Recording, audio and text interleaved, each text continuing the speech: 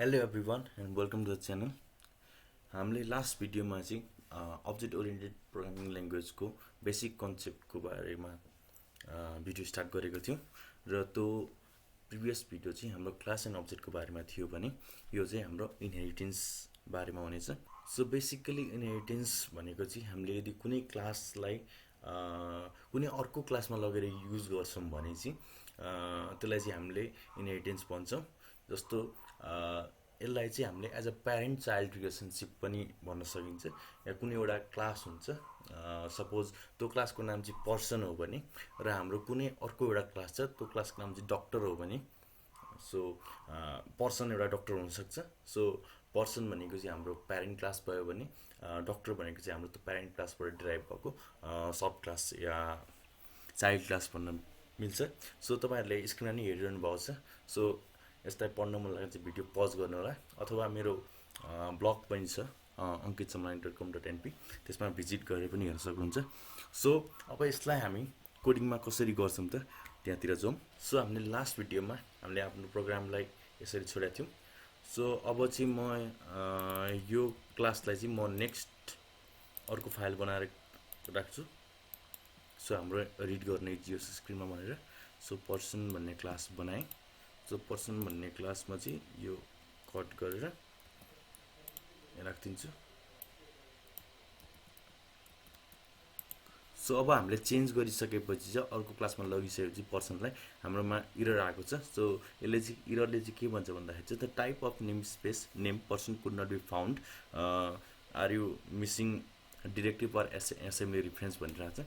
So यसलाई fix गर्नलाई चाहिँ हामीले यसको यसको नेम स्पेसलाई इन्क्लुड गर्नुपर्ने हुन्छ। सो नेम स्पेस इन्क्लुड गर्नलाई चाहिँ कन्ट्रोल डट थिच्नुभयो भने किबोर्डमा हामीले यो देख्न सक्छौँ युजिङ ओओपी प्र्याक्टिस। सो यो युजिङ ओओपी प्र्याक्टिस चाहिँ कहाँबाट आयो भन्दा चाहिँ हाम्रो यो नेम स्पेसमा ओओपी प्र्याक्टिस भन्ने छ, त्यसलाई नि यहाँनिर तानेको हो। सो हामीले दुईवटा क्लासलाई सेपरेट गरिसकेका छौँ। सो अब हामीले इनहेरिटेन्सको बारेमा कुरा गर्दाखेरि चाहिँ एउटा पर्सन हुन्छ र पर्सन भनेको चाहिँ जेन्डर बेसमा या मेल या फिमेल गर्दा पनि भयो, तर म चाहिँ जब वाइज चाहिँ राख्न चाहन्छु। जस्तो डक्टर भन्ने भयो भने सो अब एउटा क्लास बनाउँछु डक्टर भन्ने।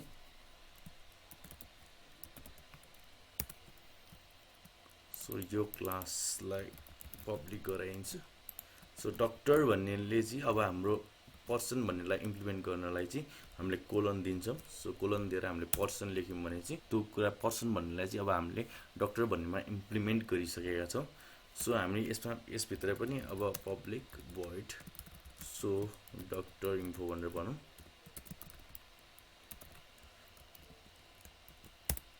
सो यसभित्र पनि console dot write line डलरमा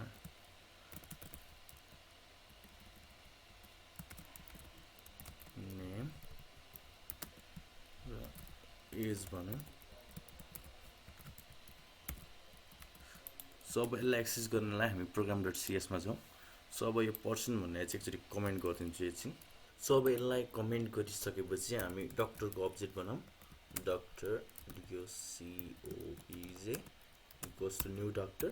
so हामीले डक्टर भन्ने क्लासमा हामीले केही पनि डिफाइन गरेका छौँ। जम्मा हामीले एउटा मेथड मात्र बनाएका छौँ। त्यो मेथडको नाम चाहिँ सो डक्टर इन्फो छ र हामीले पर्सनलाई इम्प्लिमेन्ट गरेका छौँ। अरू हामीले नेम एज त्यसमा केही पनि राखेका छैनौँ। सो अब हेरौँ, अब इम्प्लिमेन्ट गरिसकेपछि हाम्रोमा नेम भन्ने फिल्ड पनि तानेर लिएर आउँछ। सो यसमा डक्टरै भनिदिउँ। सो मैले जब पर्सन भन्ने क्लासलाई इम्प्लिमेन्ट गरेँ, त्यो पर्सन भन्ने क्लासको चाहिँ इम्प्लिमेन्टेसन डक्टर भन्नेमा गरेँ। सो डक्टरले चाहिँ के गर्यो भन्दा चाहिँ पर्सन भन्ने क्लासको चाहिँ सबै प्रपर्टिज या मेथड्सहरू चाहिँ आफ्नोमा लिएर आयो। त्यही भएर हामीले यहाँनिर नेम भन्ने प्रपर्टीलाई चाहिँ डक्टर क्लासको अब्जेक्ट बनाएर पनि एक्सेस गर्न पाइरहेको छौँ। त्यसै गरी अब्जेक्ट डट एज भनिदिउँ। एज भनेको 40। सो अब मैले doctor object dot so doctor info जुन चाहिँ मैले यहाँ मेथड बनाएको थिएँ। सो तपाईँले बुझ्नु होला कि पर्सन क्लासलाई यसले इनहेरिट गरेको छ र पर्सनको प्रपर्टिज र मेथड सबै आफ्नोमा लिएको छ। त्यसै गरी अर्को के गरेको छ त्यसले भन्दाखेरि डक्टर भन्ने क्लासमै हामीले बेग्लै फङ्सन पनि बनाएका छौँ। त्यो फङ्सनलाई चाहिँ यहाँ हामीले कल गरेका छौँ। सो यसको आउटपुट हेऱ्यो भने चाहिँ हाम्रो के भन्छ नेम डक्टर र एज भनेको 40 आउनुपर्छ। सो प्रोग्राम रन गरौँ। तपाईँहरू हेर्न सक्नुहुन्छ हाम्रो आउटपुट नेममा डक्टर र एजमा 40 नै आएको छ। सो यो थियो हाम्रो इनहेरिटेन्सको बारेमा। सो हाम्रो नेक्स्ट क्लास चाहिँ पोलिमोर्फिजमको बारेमा हुन गइरहेछ। So stay tuned and thank you so much for watching the video. तपाईँलाई मन पर्यो भने लाइक, सेयर र सब्सक्राइब गरिदिनु होला।